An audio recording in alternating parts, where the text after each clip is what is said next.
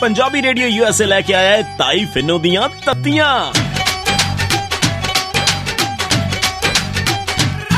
जदों तत्तियां सुनाइयां नी बड़ा दुख लग्या, बड़ा दुख लग्या। मैं तो सच्ची गल करदी आ, बुरी तो आपे लग जांदी आ। जदों तत्तियां सुनाइयां नी बड़ा दुख लग्या, बड़ा दुख लग्या।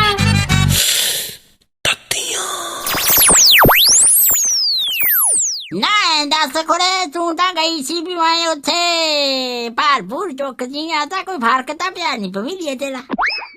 ताइये एकदम थोड़ी पैना, तू वेखी महीने दे विच किन्ना फर्क पै जाना मैनू। है कुड़े बस चल होर तां जेड़ा मर्जी फर्क पा ली, पर मेरे तो फर्क ना पैंदी, मेरा जी नहीं लगना। हाय हाय ताइये, तेरे नाल फर्क पा के मैं कित्थे जाना? कानू एवें भावुक होई जानी आ? पर मैं तो तेनू एक गल दसदी आ, तू एवें मैनू मोटी मोटी मोटी मोटी कहनी रहनी आ। ताइये दुनिया च बहुत तरह दे लोग ने।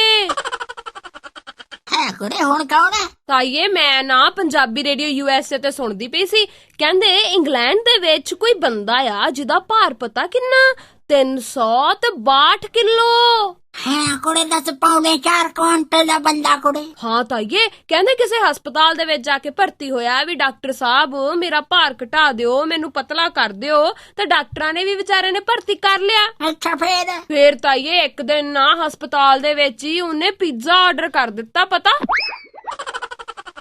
ना ओ की कुड़े जेड़ा हाँ सब्जियां जे ला के रख दे रोटी ते है। हाँ ताइये ओही। एंड डॉक्टरां ने उन्हें पहला तो समझाया, जद नहीं मन्निया तो उन्होंने कढ़ता हस्पताल चो। महीने के बाद कहंदे फिर वो बंदा हॉस्पिटल गया, फिर डॉक्टर दियां मिन्नतां पाउण लग्या भी मैं तो पतले होना, तो उन्होंने फिर भर्ती कर लिया। उन्हें फिर भर्ती होने तो बाद पिज्जा ऑर्डर करता।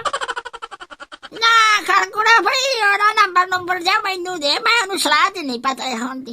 तू कादी सलाह दे देनी आ उन्हें? ना सियापा खाना जेड़ा उत्थे बाहरले मुल्कां दे हस्पताल वाले डॉक्टरां ने भूए चढ़ाया, उन्हें आए कह भी वीजा बूजा जा लेके इत्थे आवे अपने पंजाब। ते फिर ले इत्थे सरकारी हस्पताल च भर्ती करावांगे कुड़े। सरकारी हस्पताल वाले पतले भी करदे आ। ले एक ते देखो ना जदों 4 दिन मच्छर मुच्छर जा लड़ाया खाण नूं मिलिया कख ना, इहदा तां भार वेखी किद्दां मारदा चीका। ते जे बंदा आखू भी मैनू प्राहुणचारी भी चाहीदी आ, फिर किसे ना किसे प्राइवेट डॉक्टर नूं जा फड़ावांगे कुड़े।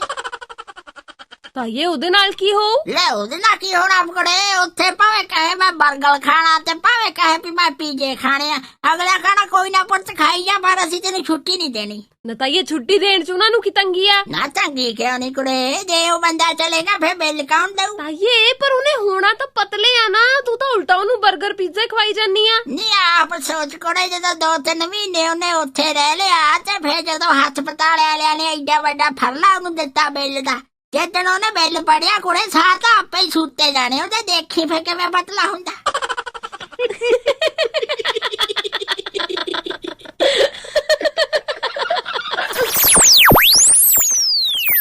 मैं तो सच्ची गल करदी आ, बुरी तो आपे लग जांदी आ। जदों तत्तियां सुनाइयां नी बड़ा दुख लग्या, बड़ा दुख लग्या।